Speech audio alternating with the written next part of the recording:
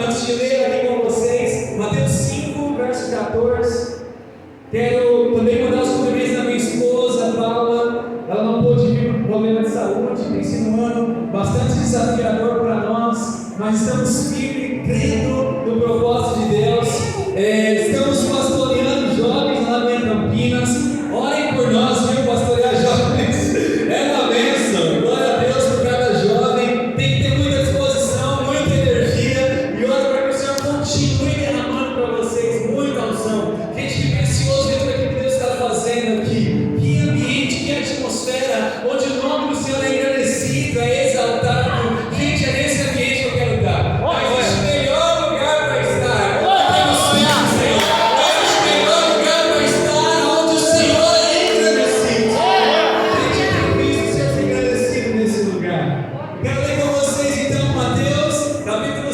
Verso 14, minha versão diz assim: vocês são a luz do mundo. É impossível esconder uma cidade construída no alto de um monte.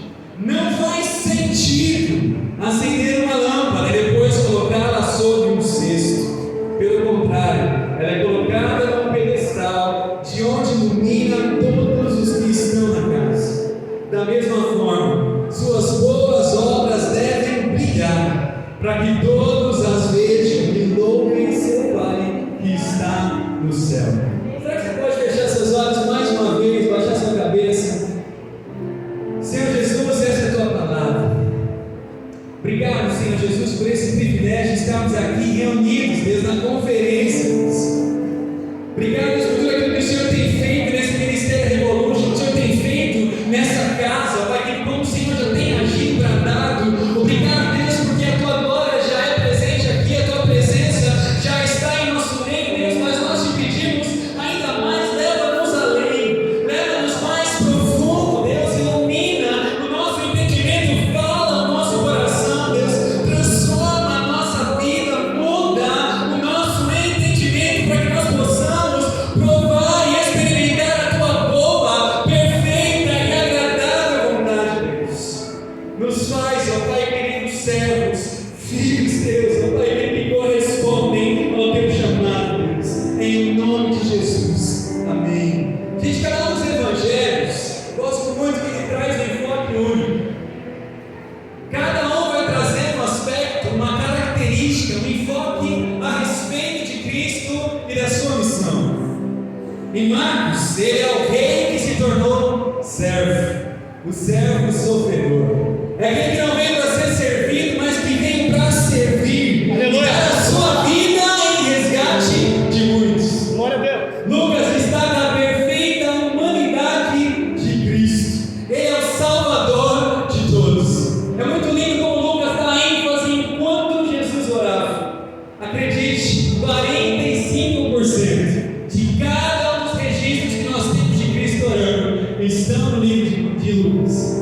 13 vezes Jesus está ali orando, e quando ele ora, os céus se abrem. Enquanto ele ora, milagres acontecem. Enquanto ele ora, há direção. Enquanto ele ora, há cura. Isso nos fala o quanto nós devemos orar. Esse Cristo é aquele que foi com um olhar específico para os excluídos. É lindo ver como Lucas registra como ele deu uma atenção aos pobres, ele deu uma atenção aos gentios, ele deu uma atenção às mulheres que eram tão excluídas daquela sociedade. Lucas destaca o quanto as mulheres viúvas seguiam a Jesus e sustentavam o seu ministério. João revela ele como o Filho de Deus. Aleluia. Aquele que é a palavra, estava no princípio com Deus e é Deus. Todas as coisas foram feitas por meio dele, sem ele nada do que foi feito se fez. Estamos vendo agora Mateus que trata o Messias prometido, o Rei enviado, o Rei dos reis, Senhor dos senhores.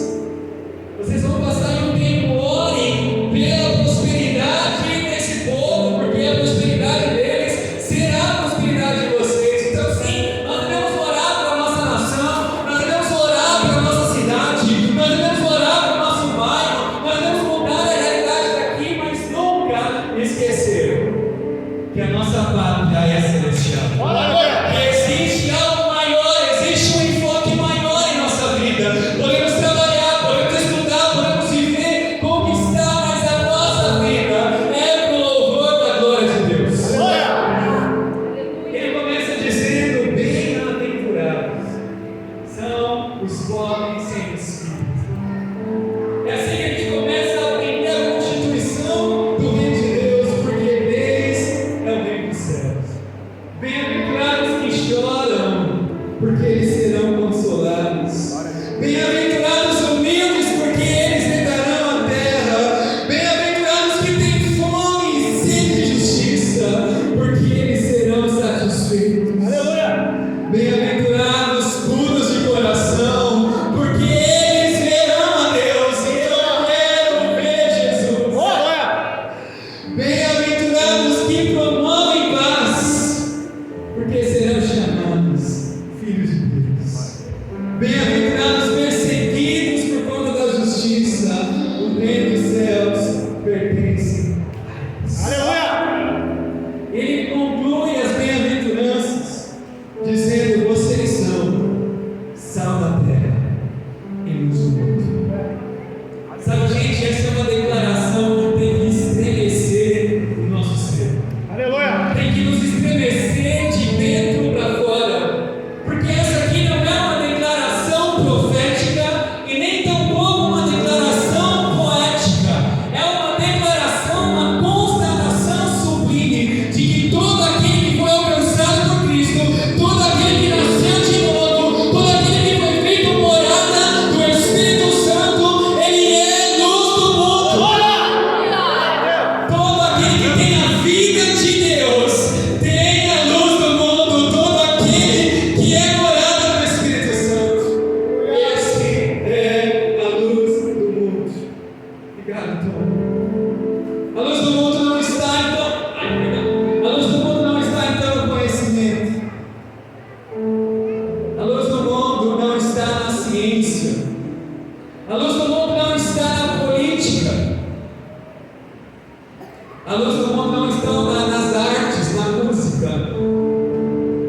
A luz do mundo está na igreja. Aleluia! A igreja de Cristo é a luz do mundo. E onde nós estamos, nós devemos transformar ambientes. Onde nós estamos, as trevas se dissipam. Onde a igreja de Cristo está, a glória de Deus resplandece. Nesse bairro, nessa cidade onde nós estamos, a glória de Deus tem que brilhar. Tem que haver mudança, algo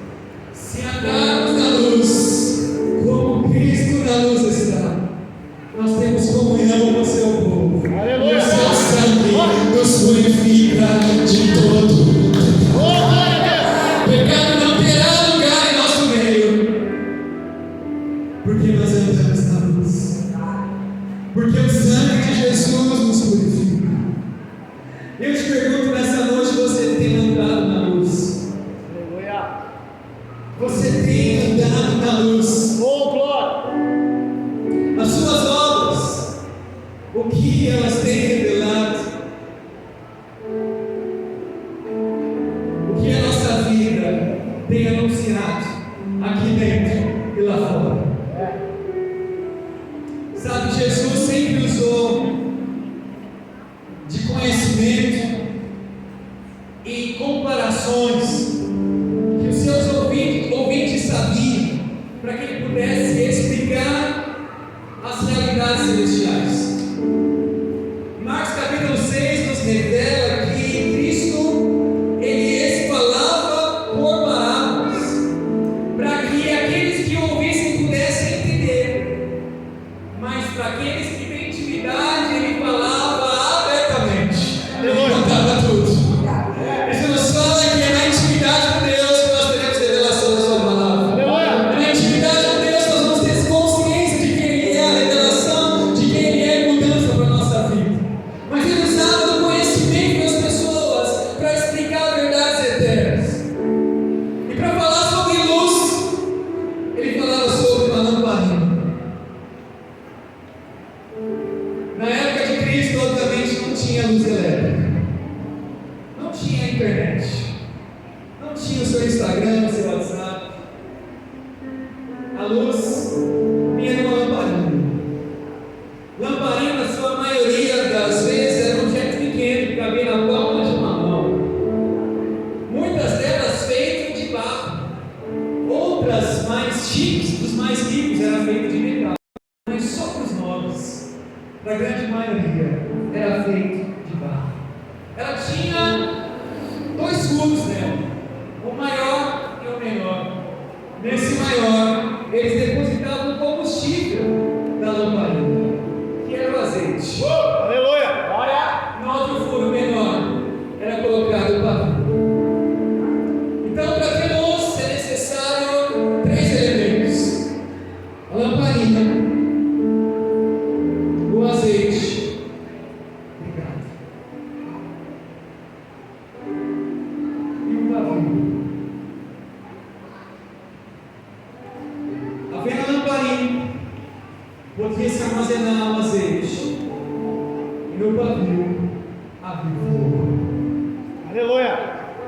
Essa metáfora fala muito bem para nós. É sobre isso que eu quero conversar com vocês essa noite: o azeite, o pavio e o fogo. Aleluia! Sabe, gente, em Mateus capítulo 25, no verso 1 até o 13, nós temos a história das 10 virgens. Quem lembra dessa história? Amém.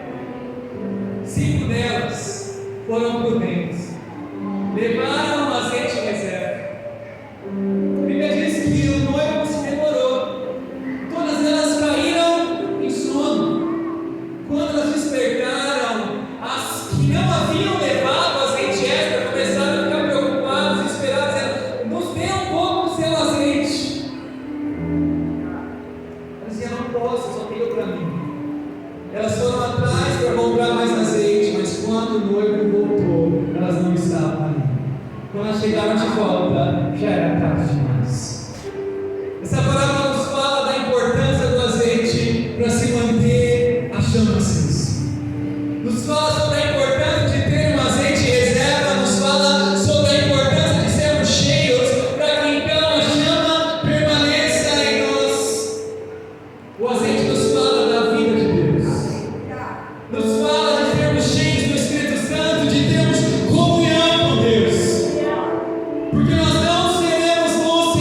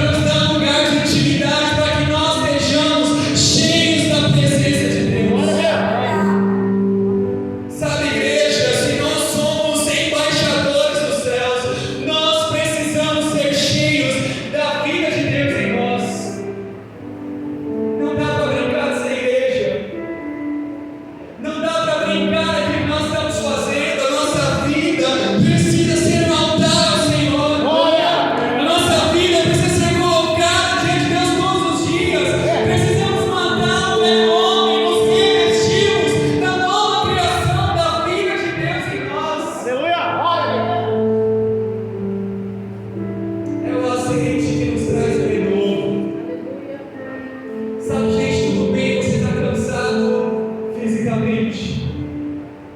Mas tem alguma coisa errada se você no seu espírito está batido, está cansado demais há muito tempo. Não, nós temos revés sim, nós enfrentamos lutas sim, temos problemas sim, mas o Senhor é aquele que nos fortalece, Ele é o nosso refúgio e fortaleza, Ele é o socorro bem presente na tribulação, é nele que nós encontramos descanso. Glória a Deus. Então tudo bem, você está mal hoje, mas não dá para permanecer assim.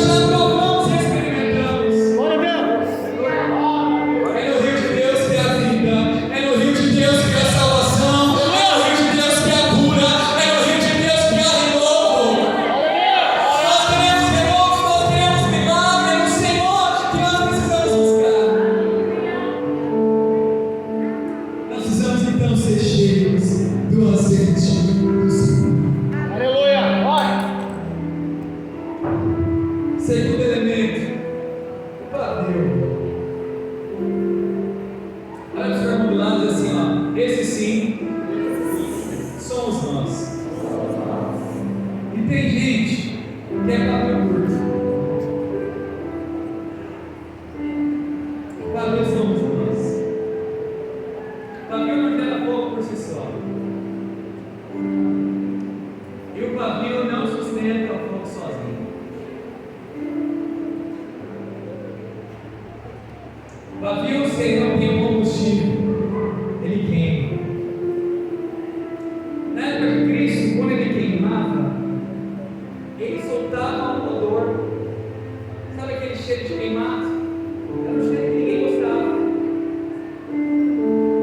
Por isso, que Cristo é relatado como aquele que não apagaria o pavio que fumega. Aleluia. Nega é aquela fumaça. Essa fumaça é fedida.